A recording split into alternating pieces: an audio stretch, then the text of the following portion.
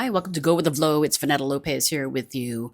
I think I want to continue on National Be on Purpose Month. It is the month after all. So be on purpose. And yeah, not that kind of like, oh, why did you trip him up? I did it on purpose. No, not that kind. Um, so it was really about finding your path in life, or at least your purpose in life. And I guess it's always harkens back to the question, what is the meaning of life? Is what is meaningful to you, right? I don't have the answers. I don't have the answers even to my own meaning of life. All I know is that I want to be of value.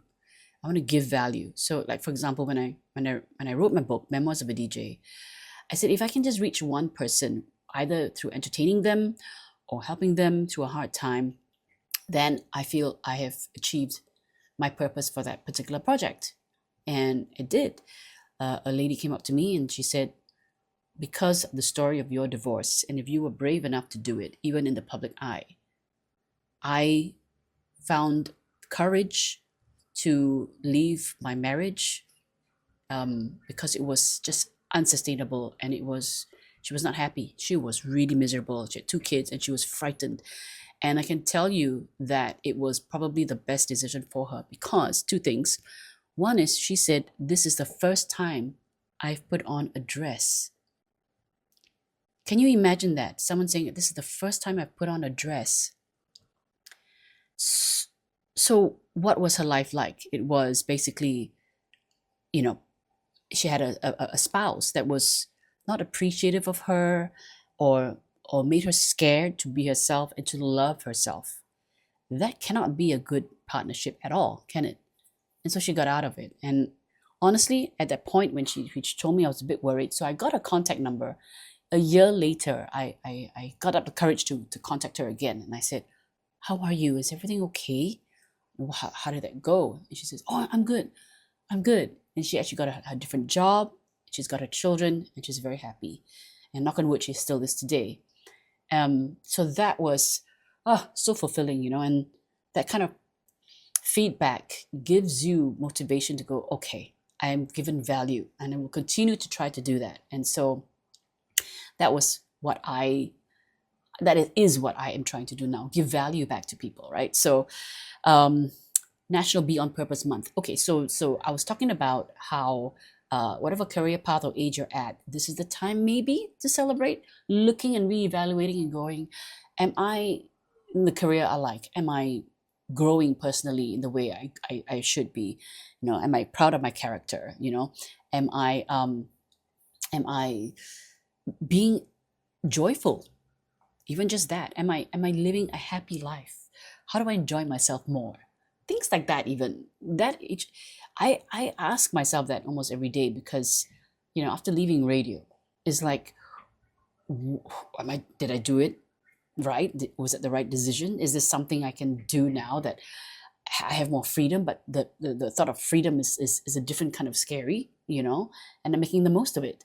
All I know is that my North Star is value. If I can give value back to somebody, somewhere, somehow, I think then I'm sort of on the right track, right? So now, in terms of giving value for this particular one, for teenage kids going into polytechnic and learning something new and starting a brand new life, almost, right? It's such a pivotal time in their life.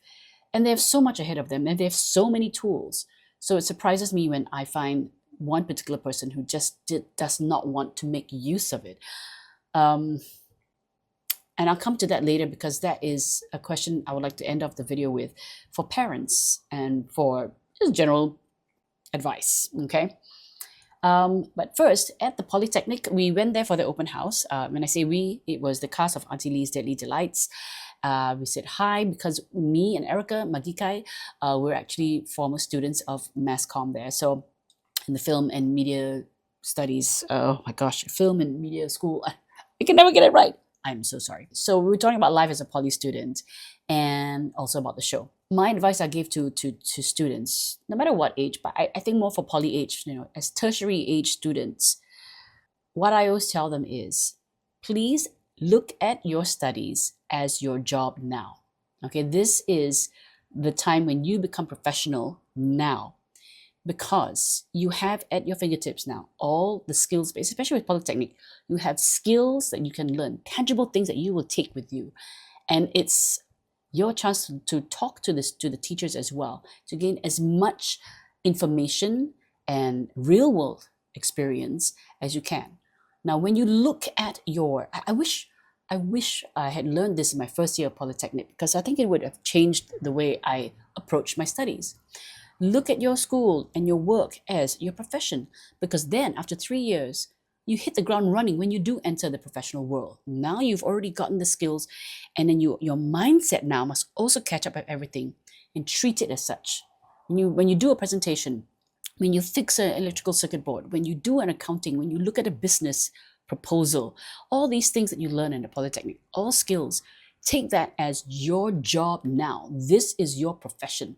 This is my work, my results are my salary, right? And then when I graduate and go into the next level, next year, that is my bonus. You are a professional now.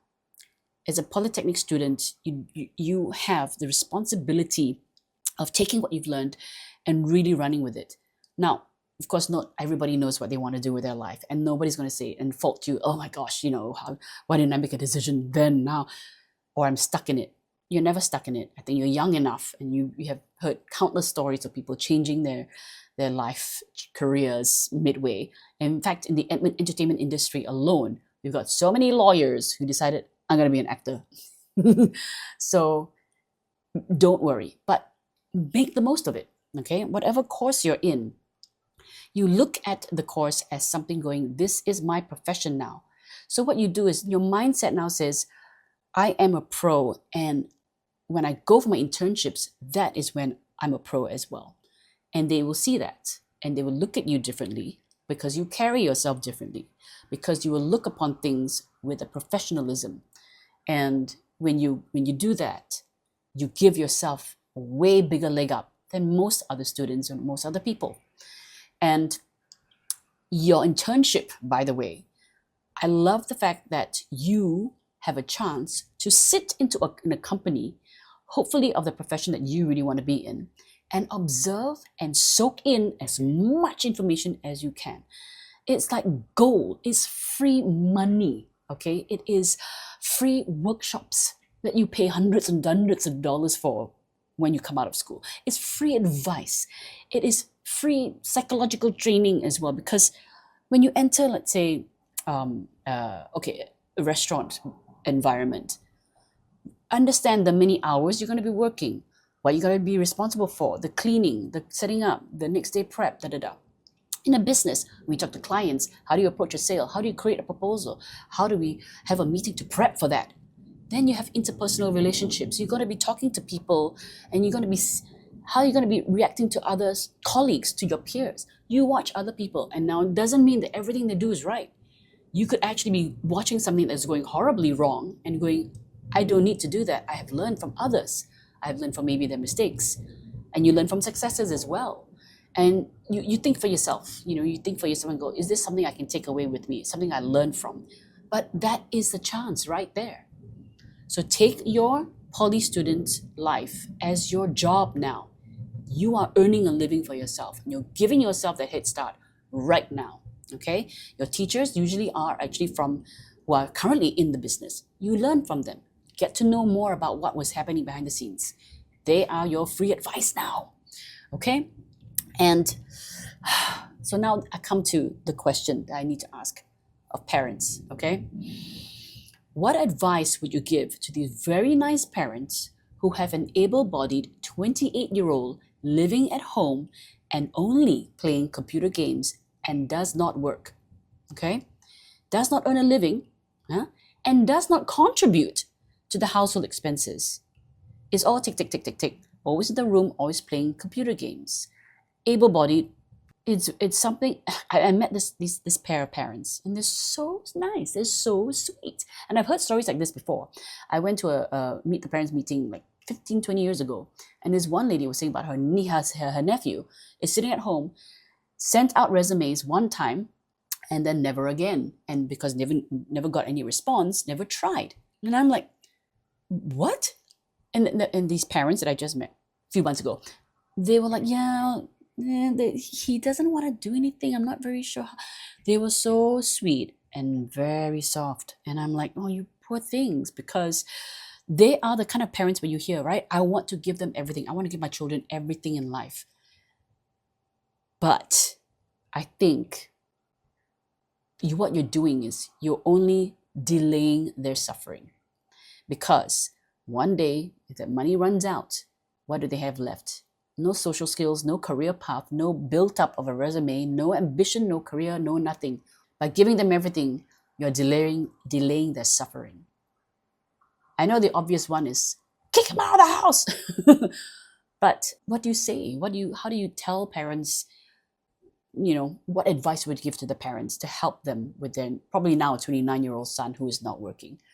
And that's why people like Warren Buffett and Jackie Chan say, no money for my kids. You give them the basics, yes, to get through school, to get through everything. They have food, lodging, love, everything. And then after that, they take it from there. Because if you're going to give them a house and money non-stop and they don't find a job and they don't have ambition, then what happens to them in the long run, right? So, yeah, please give me some advice to give these parents if I ever see them again. Or if they happen to watch this video. What advice would you give parents with a 28-year-old able-bodied person, a child, living in their house and not contributing in any way whatsoever? So anyway, go forth and be on purpose on this Be on Purpose month. And maybe I'll read some of your comments in the next video or the next subsequent videos. Yeah, I'll try and compile. Meantime, have a fantastic month, fantastic day, and like, share, and subscribe, and put on your notifications, okay? All right, I'll see you in the next one.